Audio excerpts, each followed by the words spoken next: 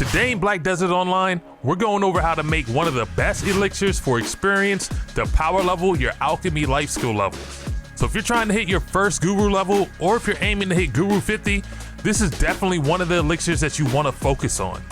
We'll be taking a look at what ingredients are needed, how to make each individual ingredient, and how to get the materials for those ingredients. So be prepared to spend some silver or some contribution points, depending on if you want to go to the node route or if you want to go the central market route.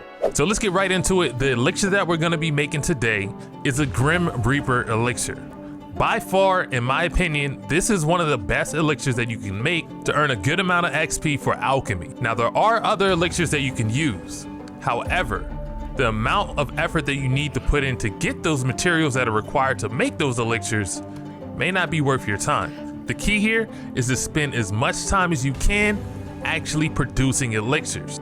You want to make as many elixirs as you can that give you the highest experience rates, then sell them to the central market to make some of your silver back if you've been spending it on materials.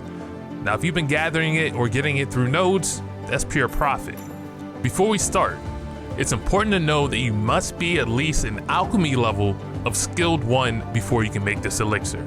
There's 5 ingredients that are required to make the Grim Reaper's elixir: sky mushroom, monk's branch, trace of nature, pure powder reagent, and oil of fortitude. The first 3 ingredients you can get through worker nodes or through gathering. The powder reagent and the oil of fortitude you'll need to make yourself and will require a number of different materials. You can always try to buy the ingredients or the materials off the central market, but you may be at a loss when it comes to making silver from the elixirs. So I advise getting as many of the materials as you can yourself, then go back to the central market and buy whatever else you need. You always want to try to be making a profit when you're selling the elixirs. First up, we have the sky mushroom. You can obtain this by sending a worker to the Elixir Shrine node located in Medea next to Helm's Post. This is going to cost you 4 contribution points. If you want to buy this off the central market, it's going to cost you around 33,000 silver for the special sky mushroom, because normally the base tier is sold out.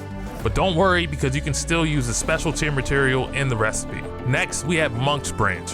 You can get this from 3 different nodes: the Forest of Seclusion for 3 contribution points, Serendia Shrine for 2 contribution points, and O's Pass for 2 contribution points. On the central market, you can find monk's branch for going around 4,800 silver, and it's not always sold out, so you can definitely grab some when it's available. Traces of nature can be found on a number of nodes. Instead of just going through each and every single node, we're going to take a look at how you can search through and pick each of the nodes that you want to use for this material. Then I'll show you one of the nodes that I like to use. If you open up your map and look at the top right of your screen, you should see a global icon that says production node. Click the icon and it'll take you to a map view to only show the production nodes. To take this a step further, select the drop down that says node type underneath the production node filter. This provides you with a list of all the node types that you can filter by. And trust me, this can save you a ton of time when you're trying to redo your worker empire. Now select the excavation option in the list to only display the nodes where you can send workers to excavate materials from. Just go down to each of the nodes and find the ones that have the traces of nature, then send a worker to collect. The one node that I like to use is right next to Heidel, and that's Lynch Farm Ruins for 2 contribution points. If you need to get back to the regular view, select the general information icon at the left side of the list. On the central market, Traces of Nature will cost you about 50,000 silver. With any of the 3 materials that I've just mentioned, you can gather them manually throughout the world, but just know that they're rare drops, with the exception of sky mushrooms. Now, it may take you longer to gather the materials, but it will be cheaper rather than buying from the central market. Now, the next 2 materials will require additional ingredients to make. For pure powder reagent, we'll need sugar, silver azalea, wild grass, and purified water. Sugar, you can get that through the cooking vendors. Silver azalea can be found at the northern plane of Serendia node for 2 contribution points, and the Lynch Farm Ruins node for 2 contribution points as well. For wild grass, you'll need to gather it yourself, or you can buy it off the central market. I suggest riding over the bear, or if you want to buy it off the central market, expect to pay anywhere from 7,700 silver.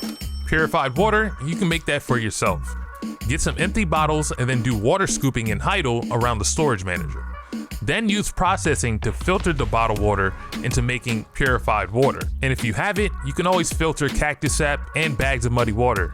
If you really don't want to make this yourself, you can always just buy it from the general goods manager in St. Grand Bazaar. Now for the final material, oil of Fortitude. To make this, you'll need clown's blood, monk's branch, fruit of nature, and powder of flame. The clown's blood can be made through alchemy by combining spirit's leaf, powder of darkness, clear liquid reagent, and wolf or rhino's blood. The nodes that you can use for spirit's leaf are Goblin's Cave for 3 contribution points, Bellonos Forest for 3 contribution points, and Lumberjack's Rest Area for 2 contribution points. For the powder of darkness, you can pretty much use any mining node. Just use the method from before to find the node that works for you. Next, we have the clear liquid reagent. The required ingredients are similar to the pure powder reagent, but instead of using silver azalea, you'll need to use sunrise herb.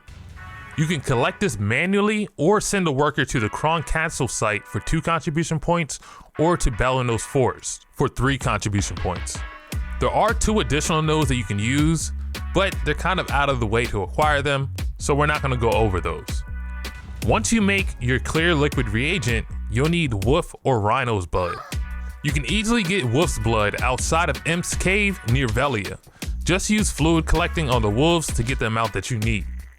You can also hunt rhinos and Narcion if you're trying to level up your hunting life skill, and now you can make your clown's blood.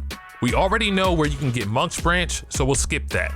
Next is fruit of nature, which you can get through farming when you breed crops, manually gathering through rare drops, and of course, the central market. Now, the fruit of nature isn't cheap, and it goes for around 185,000 per mat.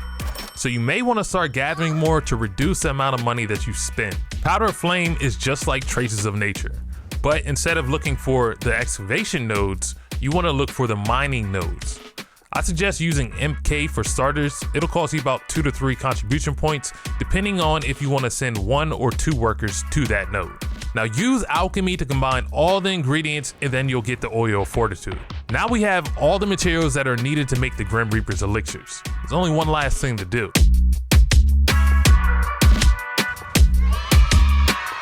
So let me know down in the comments, what alchemy level are you currently at? And what have you been using to level it up? But that's it for now. If you enjoyed this one and learned something new, make sure you hit that like and subscribe button, and I'll catch you in the next one.